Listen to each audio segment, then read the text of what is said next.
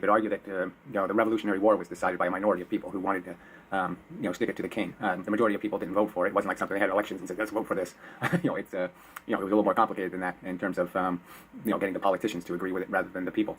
Well, yeah, I mean the politicians, but you also had to get the Spanish, the French, and the Dutch involved, and they had their own motivations for it. I know it's doesn't really matter for the point he's making, but just to clear up the history on that.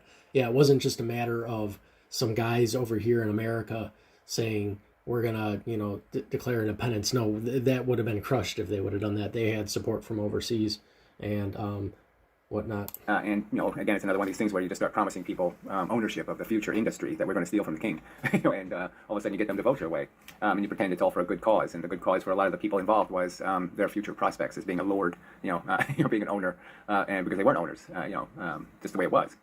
So they wanted to steal it from the British, who invested the money to create it in the first place. So you could argue. I'm not defending, colonialism forever, but I'm just saying the fact.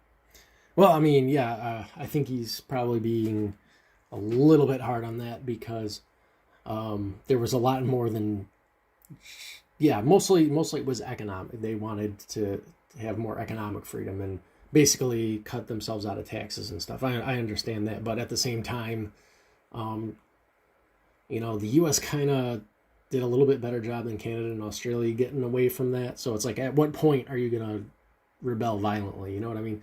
So he's more on the, take it nice and slow side. I'm more on the rebellion side, but maybe not necessarily in that case. But that's just, I wanted to interject with that. Is we broke away a lot sooner than probably we had a right to.